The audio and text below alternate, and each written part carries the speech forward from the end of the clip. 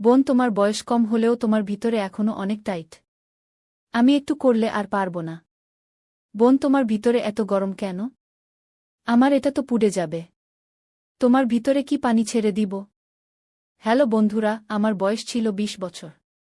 আমি কলেজের ছাত্রী ছিলাম সেই দিনগুলোতে। গরম শুরু হয়ে গিয়েছিল, তাই আমাদের কলেজ থেকে ছুটি মিলে গিয়েছিল। প্রতিদিনের মতো আজও পুরো বাড়ি পরিষ্কার করার পর আমি আমার বিছানায় বিশ্রাম নিচ্ছিলাম।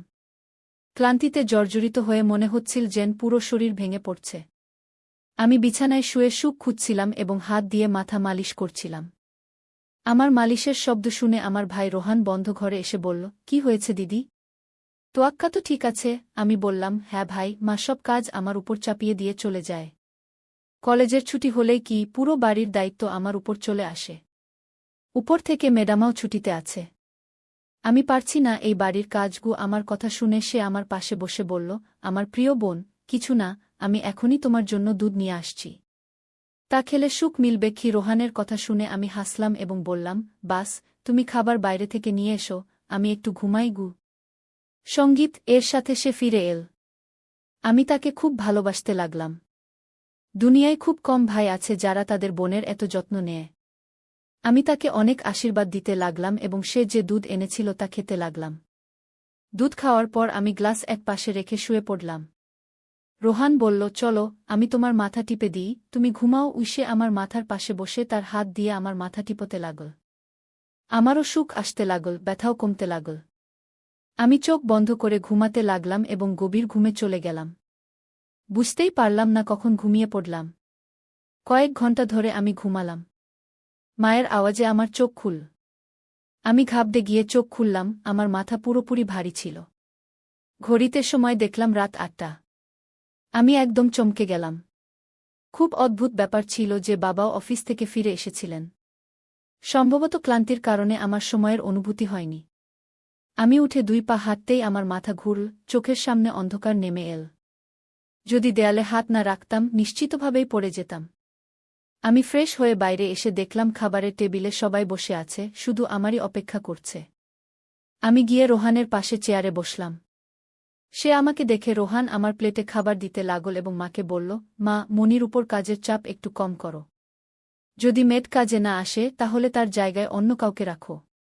এই বেচারা সারাদিন কাজ করে ক্লান্ত হয়ে যায়, দেখো তো এর রঙও ফ্যাকাশে হয়ে গেছে। আমার অবস্থা সত্যিই খারাপ হয়ে গিয়েছিল, আমি খুব ক্লান্ত বোধ করছিলাম। আমার মা এবং বাবা দুজনেই চাকরি করতেন, কারণ শুধু বাবার বেতনে বাড়ি চলা কঠিন ছিল। উপর থেকে আমাদের পড়াশোনার খরচও কম ছিল না, তাই আমার মাও সেই কোম্পানিতে চাকরি করতেন যেখানে বাবা করতেন।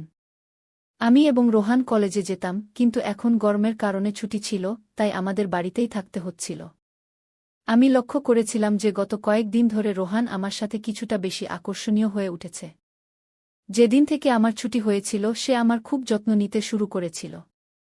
যদি আমি বাড়ির কোনো কাজ করতাম সে এসে আমার সাহায্য করত। যদি আমি ক্লান্ত হয়ে পড়তাম সে আমার মাথা টিপে দিত। আমি তাকে মানা করতাম, কিন্তু সে বলত, না দিদি, তুমি ক্লান্ত হয়ে গেছ, এত কাজ করছ, আমার অধিকার আছে তোমাকে সুখ দিতে। আমি নিঃশব্দে শুয়ে থাকতাম।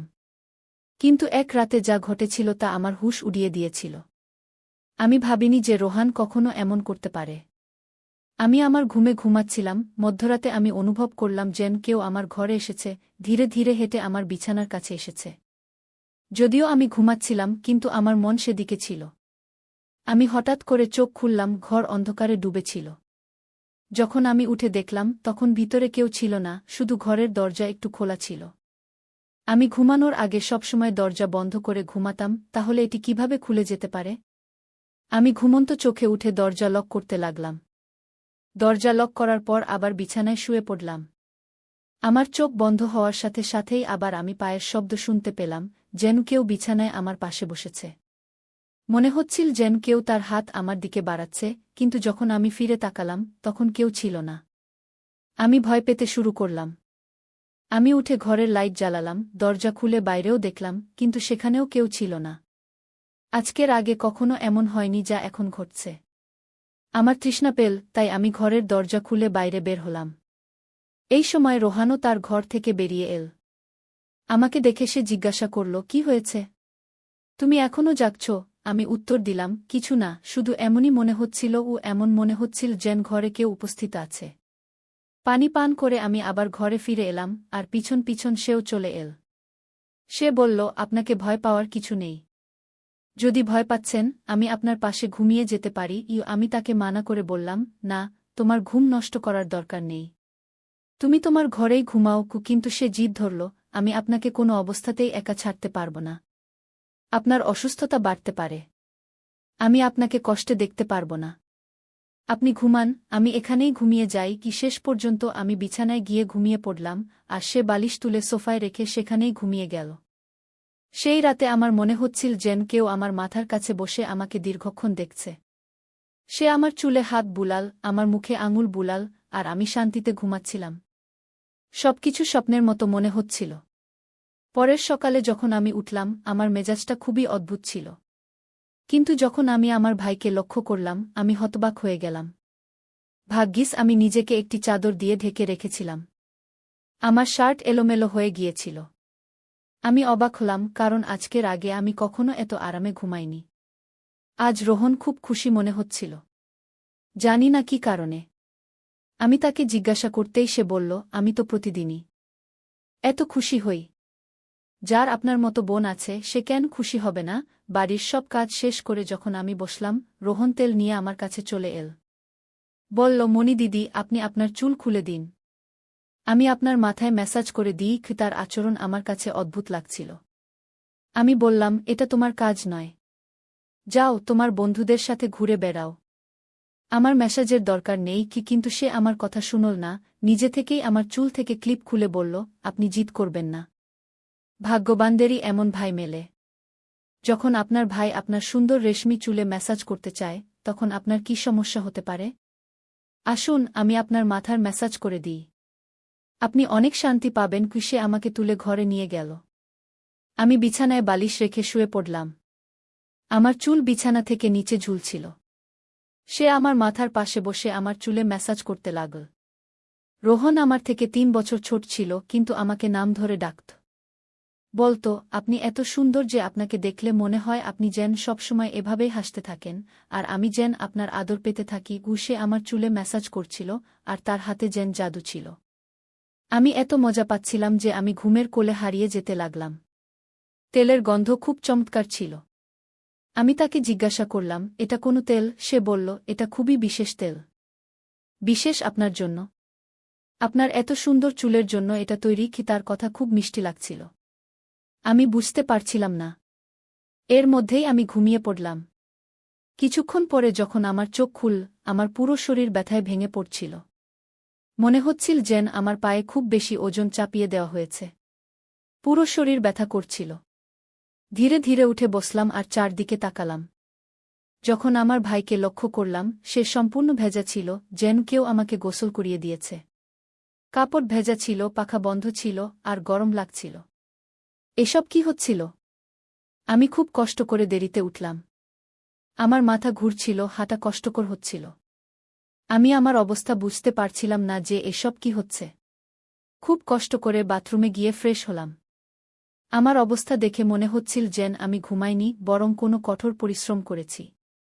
যখন আমি ঘর থেকে বের হলাম, আমার কানে কানে কিসের শব্দ শুনতে পেলাম। মনে হচ্ছিল যেন কেউ কারো সাথে কথা বলছে। বাড়িতে আমার আর তার বাইরে কেউ ছিল না। তাহলে সে কার সাথে কথা বলছিল? আমি প্রথমে কিচেনে পানি পান করতে গেলাম, কিন্তু তখন পর্যন্ত আওয়াজ বন্ধ হয়ে গিয়েছিল। আমি কিচেনের দরজার পাশে দাঁড়িয়েছিলাম যখন সে বসার ঘর থেকে বের হল। তার হাতে অনেক টাকা ছিল, যা দেখে সে হাসছিল।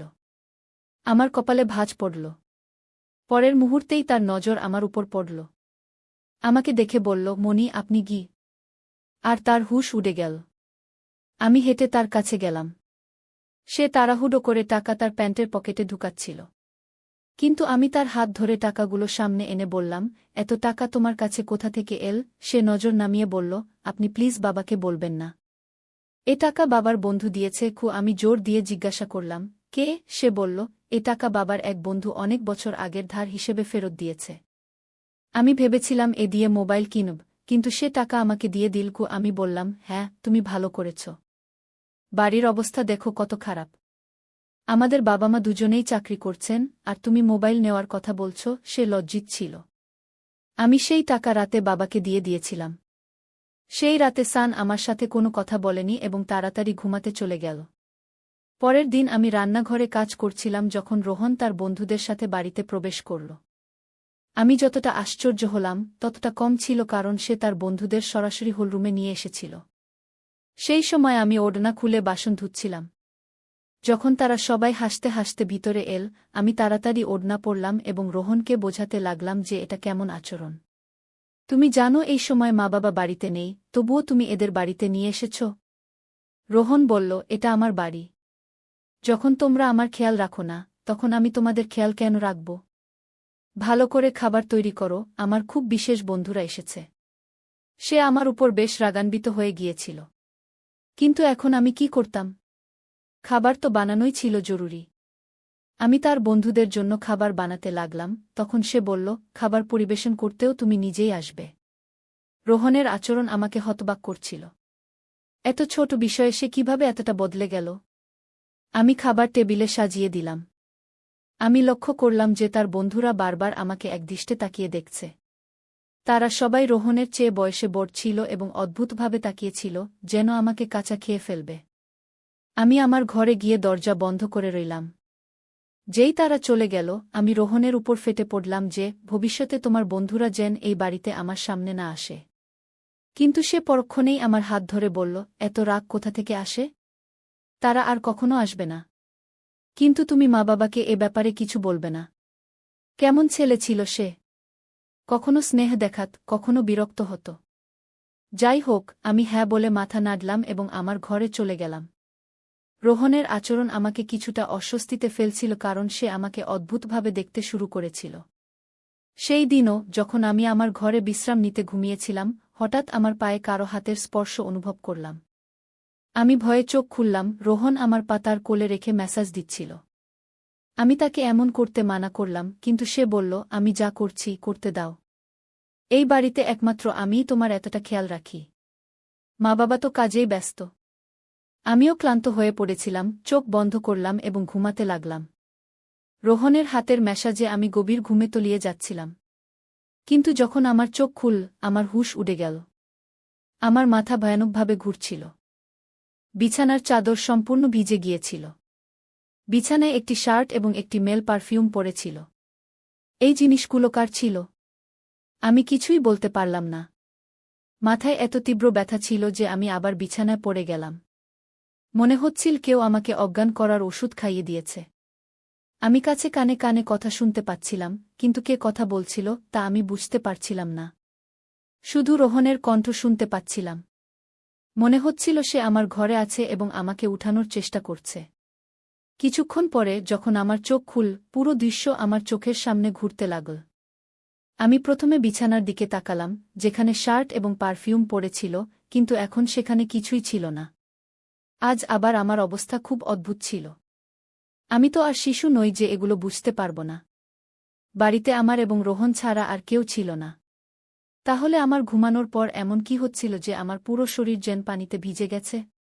শুধু তাই নয়, আমার শরীর ব্যথায় কুঁকড়ে গিয়েছিল এবং রং সম্পূর্ণ ফ্যাকাশে হয়ে গিয়েছিল। দিনের পর দিন আমি দুর্বল হয়ে পড়ছিলাম। সেই দিনও রোহন আমার কাছাকাছি আসার চেষ্টা করছিল, কিন্তু আমি অজুহাত দেখিয়ে আমার ঘরে চলে গেলাম। মাথায় অদ্ভুত সব চিন্তা আসতে শুরু করেছিল। স্বাস্থ্যও বেশ খারাপ ছিল। আমার অবস্থা দেখে মাও চিন্তিত হয়ে পড়েছিলেন। তিনি বললেন পরের দিন অফিস থেকে ছুটি নিয়ে আমাকে ডাক্তারের কাছে নিয়ে যাবেন, যাতে বোঝা যায় আমার সমস্যা কী। সেই রাতে আমি বারবার জেগে উঠছিলাম এবং ঠিকঠাক ঘুমাতে পারছিলাম না। পরের দিন আমার বাবা মা যথারীতি তাদের কাজে চলে গিয়েছিলেন। তাদের হয়তো আমার কোনো খেয়াল ছিল না। আমি নিজেই ডাক্তারের কাছে গেলাম, যেখানে আল্ট্রাসাউন্ডে দেখা গেল আমি গর্ভবতী। শেষ পর্যন্ত এটা আমার সাথে কে করতে পারে? রোহন আমার ভাই ছিল। কিন্তু তখন আমার মাথায় আসল যে আমি তাকে সৎ ভাই মনে করি। ব্যাপারটা এমন ছিল যে কারো কাছেই এটা গোপন ছিল না যে রোহন আমার সৎ ভাই। সে আমার মায়ের দ্বিতীয় বিয়ের সন্তান, আর আমি মায়ের প্রথম বিয়ের সন্তান। এই ধরনের চিন্তাগুলো আমাকে ভুল পথে নিয়ে যাচ্ছিল। বুঝতে পারছিলাম না কিভাবে আমার বাবা মাকে এটা বলবো। আমার সৎ ভাই যখন আমার পাশে বসত, কখনো আমার হাত ধরে রাখত, কখনো আমার গাল টেনে দিত। একদিন আমি হাসপাতালে গেলাম এবং অ্যাবর্শনের আগে ডাক্তারকে বললাম এই বাচ্চার ডিএনএ টেস্ট করুন। ডাক্তার রিপোর্ট দিলেন এবং যখন আমি দেখলাম আমার শ্বাস যেন আটকে গেল। যা আমি বুঝতে পেরেছিলাম এটা এমন কিছু ছিল না, বাচ্চাটা অন্য কারো ছিল, কিন্তু কে হতে পারে? আমি আমার রুমে মোবাইলের ক্যামেরা লাগিয়ে দিয়েছিলাম। একদিন যখন বাবা মা বাড়িতে ছিল না, রোহন আবার আমার কাছে এল এবং আমার মাথায় মালিশ করতে শুরু করল। আমি অনেক চেষ্টা করলাম যাতে না ঘুমাই, কিন্তু তেলের সম্ভবত অজ্ঞান করার ওষুধ ছিল। যেই আমি ঘুমালাম, অজ্ঞান হয়ে গেলাম। 2 ঘণ্টা পর জ্ঞান ফিরল, বাবা মাও বাড়ি ফিরে এসেছিলেন। যখন আমি রুমের রেকর্ডিং দেখলাম, আমার পায়ের নিচে মাটি সরে গেল। রোহন আমার রুমে তার কামুক বন্ধুদের নিয়ে আসত, যারা আমার সাথে খারাপ কাজ করত। তাদের কাজ শেষ করে তারা রোহনকে টাকা দিয়ে চলে যেত। এটা জানার পর আমি ভেঙে পড়লাম। আমি রুম থেকে বের হয়ে রোহনের গলা ধরে ফেললাম এবং থাপ্পড়ের বৃষ্টি করে দিলাম।